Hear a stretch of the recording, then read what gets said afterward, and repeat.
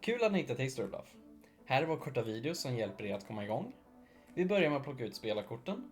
Varje spelare väljer en karaktär och tar sina 3 spelarkort. Det är ett bettkort, ett bluffkort och ett bullseye-kort. Korten används för att gissa när historiska händelser inträffat eller för att lura de andra spelarna. Mer om det strax, men först tar vi en kik på den andra korttypen, händelsekort.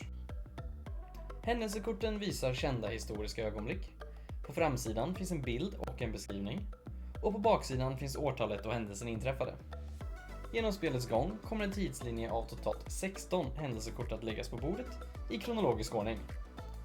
Tills dess handlar det om att samla så mycket poäng som möjligt. Nu när ni vet vilka typer av kort det finns så kan vi börja spela. Lägg högen med händelsekort på bordet med texten uppåt. Den största tidsoptimisten i rummet väljs till spelare 1 och får äran att börja. Ni läser upp det översta händelsekortet, vänder på det så att årtalet ligger uppåt och placerar mitt på bordet. Spelare 1, i vårt fall skolpojken, läser upp nästa händelsekort. Skolpojken står nu inför ett val. Antingen att spela ett bettkort på den plats i tidslinjen där han tror att händelsen kommer att hamna. Eller så kan skolpojken spela ett bluffkort på en plats där han inte tror att händelsen kommer att hamna och hoppas på att andra spelare kommer att tro på hans bluff och spela sina bettkort på samma plats. Bettkortet ger alltid 1 poäng om det placeras på korrekt plats i tidslinjen. Bluffkortet ger det poäng om det placeras på fel plats, men bara om någon annan placerar ett bettkort på samma felaktiga plats. Används bluffkortet klokt kan det ge fler poäng än bettkortet, men om du inte lyckas lura någon så får du inga poäng alls. Skulle du lyckas lura någon så får du 1 poäng för varje spelare som spelat ett bettkort på samma felaktiga plats. Om ni bara är 2 eller 3 spelare så får du istället 2 poäng oavsett om det är 1 eller 2 spelare som går på din bluff.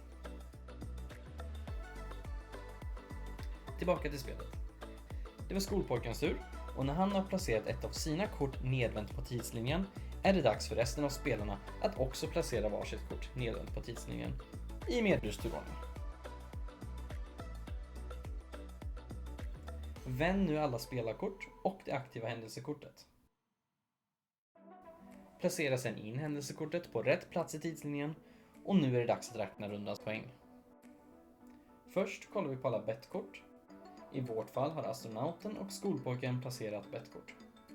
Astronauten bettade på att Eiffeltornet byggdes innan Suezkanalen, vilket är fel och därför får han inga poäng. Skolpojken bettade på att Eiffeltornet byggdes efter Suezkanalen, vilket är korrekt och han får därför 1 poäng.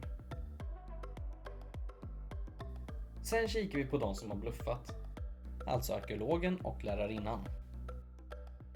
Arkeologen bluffade på att Eiffeltornet byggdes innan Suezkanalen och lyckades lura astronauten, och hon får därför 1 poäng.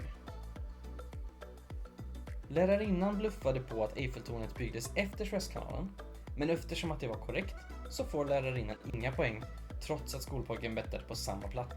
En bluff måste vara på fel plats i tidslinjen för att ge poäng. När poängen är räknade börjar runda 2. Spelare 2, i vårt fall lärarinnan, läser upp nästa händelsekort. Nu när det finns ytterligare ett kort på tidslinjen jämfört med runda 1 så finns det fler platser att betta eller bluffa på. När lärarinnan har spelat sitt kort ger resten av spelarna detsamma i Merus turordning. Vänd nu alla spelarkort och det aktiva händelsekortet. Placera sedan in händelsekortet på rätt plats i tidslinjen och nu är det dags att räkna rundans poäng. Först kollar vi på alla bettkort. Skolpojken, arkeologen och astronauten har bettat på fel platser. Korrekt plats hade varit mellan Suezkanalen och Eiffeltornet. Sen kikar vi på bluffarna. Lärarinnan gjorde en lyckad bluff där hon lurade både arkeologen och astronauten och får 1 poäng per lurad spelare. Totalt 2 poäng. Spelet fortsätter på samma sätt i 15 rundor och när det ligger 16 kort på tidslinjen är spelet slut. Då räknar ni ihop poäng och den som har flest poäng är den stora vinnaren. Det är i princip allt ni behöver veta. Men vi har 3 små saker till. Om ett händelsekort har samma årtal som ett tidigare händelsekort placeras det ovanpå det tidigare händelsekortet. Bettkort direkt före och efter denna plats räknas som korrekt. Ni har säkert sett bullseye-korten. De är till för en valfri extra regel.